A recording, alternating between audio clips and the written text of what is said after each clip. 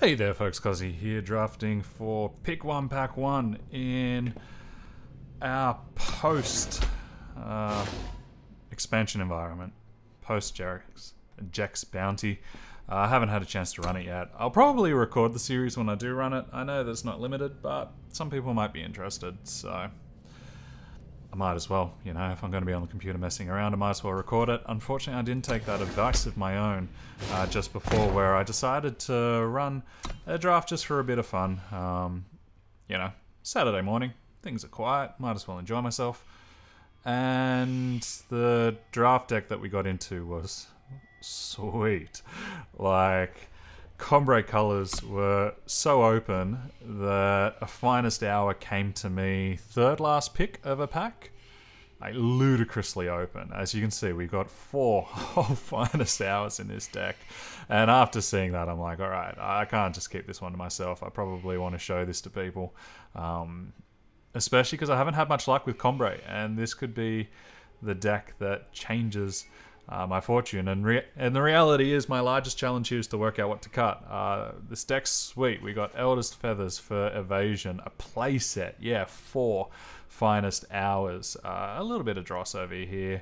Water of Life can definitely get cut, and then in the actual Combrei colors we get an Awakened Student, 3 Desert Marshals, a Combrei healer, Crownwatch Longsword, Refresh can get dropped. Strangers just to make sure we hit the 2 drops, and then an Ageless Mentor. And I was very happy to pick up the Ageless Mentor because at that point in time I had both a Karmic Guardian and a pair of Towering Terrazons. And we continued to develop in this regard. We picked up a late Oryx Sentry, which I even had to consider whether I wanted because I have a glut of 3s. And our very first pick of Pack 1 was an Eye of Winter. And I was relieved to double check because at the time I was looking at what we were going to be doing in Primal. But I was relieved to see that it's only got 1 influence here, and so it's going to be relatively easy for us to splash. And it was one of the reasons why, in the middle of the draft, one of the tougher decisions was an Amber Acolyte versus something that was a beefcake.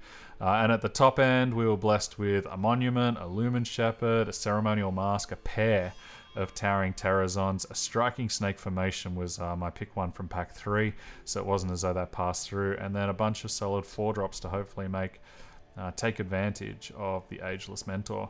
So my biggest challenge for right now is to see where to go. I want to first of all add in some power so I can get a sense of what we're working with.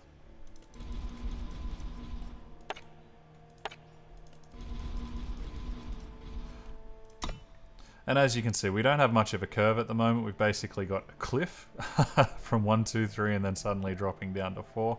But I'm sure we can work out how to make this fit because it's looking sweet otherwise. So we have 18 power here, 19 power. Probably don't quite need 19. So we'll go down on the time just a little bit. And I want to double check how many double influence cards I have. Like, that's going to be the most difficult one to fit in. And the Eye of Winter, whilst it is a splash, it's such a powerful splash that I think it's justified. Unfortunately, I couldn't find any strangers that were on color. I was looking for them desperately.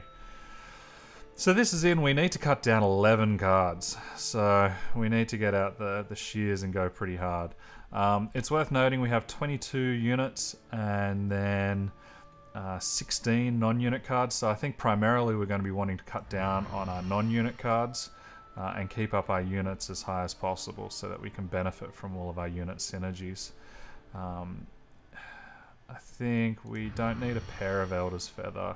We don't need the Inspire when we have so many finest hours. And the Predator's Instinct is interesting. So normally in Combrei colors, the only form of removal that we have access to is silence effects. And boy oh boy do I have silence effects.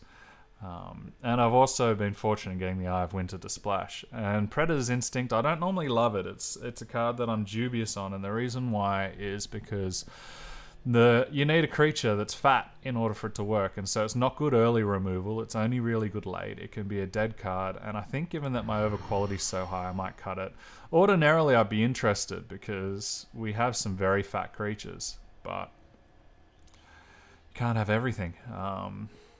And then I want to make sure that I cut down a little bit in the 3s here. I'm absolutely glutted in the 3 spot. Order of the Spire I think I do want to keep because if I can do something like equipping it, then it gets out of hand really fast. I guess Dispel is probably one of the weakest ones here. Ageless Mentor does have some strong synergies going on. Oh yeah, and we got the Striking Snake formation, which is going to be a bomb. If we can just hold up the board, basically Combrei Healer earns its paycheck and develop out, and then drop the Striking Snake, we get to dictate the terms of the game from there on out, which is gorgeous. Wow, we still need to cut 6. I don't mind the idea of an Initiate of the Sands because we have a high curve, but I don't think I want to be paying just to have a 1-drop. Ornamental Daggers I still like the idea of. How many 2-drops do we have? We have 1, 4, a pair of Stonescar Strangers. 6, that's about right. So we're really looking at our 3-drops here and working out what we want to get rid of. Could be argued that the splash is expensive on the Eye of Winter, but I feel as though it's just so good that I don't want to ignore it. I've got 9 plus 9 is 18 power, so we could probably trim one. Whether I want to trim on the Primal, I think I'm happy to go just a little bit risky on not being able to play this card. I've only got 1 splash card in the deck, and I really want to be making sure I hit my double colors, so the last thing I want to do is to be drawing a pair of Primal Sigils, and I'm actually quite happy staying on 8 plus 9 is 17. Can I not add? 8 plus 8 is 16 plus 1 is 17. Yeah, I can't add. So we'll go back up again. I'm happy going higher on the power because the Emerald Monument is a form of insurance policy against flooding. And it's going to be good in the deck, you know, if I can whack that onto a Karmic Guardian. Game's going to be over. Game will be over very quickly indeed. So 5 more cuts. I was thinking about having Tower Top Patrol in the deck because they can get pumped by the Ageless Mentor. They're a great body for blocking, which is exactly the plan that I want to do with the Striking Snake formation. They can get bigger, but it's possible. Well, no, I've only got 4 4-drops. That's okay. It's possible that the Fledgling gets cut, and I just rely on having these guys in my 5s. I'm happy having both 6s because they're both phenomenal. Bright Mace Pally is going to help me get back into the game. Combrei Healer helps me get back into the game. Order of the Spire becomes something that they just have to deal with, otherwise they're dead.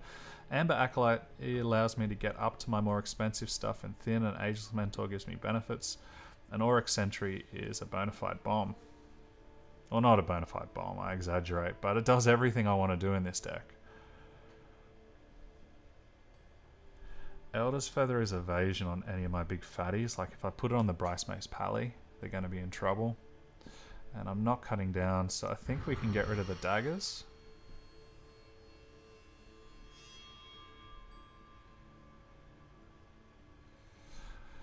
Ah, 3 more cuts.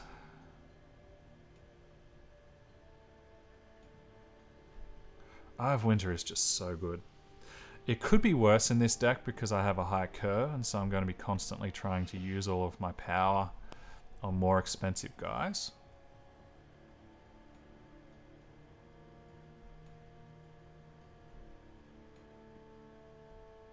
Xenon Guardian is great. Alright, I think we can trim 1 Tower Top Patrol.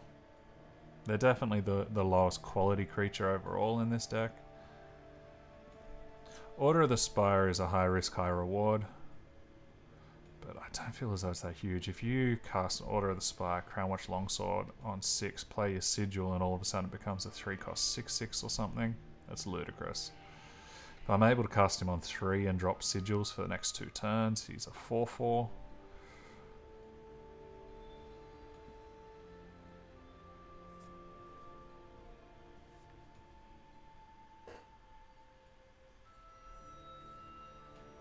I really don't want to cut on my 2s here, and perhaps I want to trim on a longsword. I already have a mask. Oh yeah, I definitely don't want to cut on the units here. That much I know for sure. So I think my choice is either cutting a feather, a longsword, or a mask. Out of these, I think the longsword is the weakest. And whilst I know it's sacrilege to occasionally not play 45 cards out of 45, as long as my ratio of power to cards are okay, I feel comfortable. Yeah, let's lock it in, see how we go. Yeah, it's a lot easier making cuts when it's cutting the dross from your deck rather than cutting cards that you all think are absolutely great. But yeah, there you go. Interesting Combrei deck. Hopefully it's going to be my first successful Combrei deck. I have a terrible run with Combrei, and I don't really like the color combination as a whole. I feel as though it's hard to get decent removal in that color. But yeah, hopefully this is the thing that breaks the hoodoo on my Combrei colors. So folks, I've been Kozzi drafting for Pick 1 Pack 1. Let's see how this goes. I look forward to seeing how it runs. I'll see you guys in just one moment.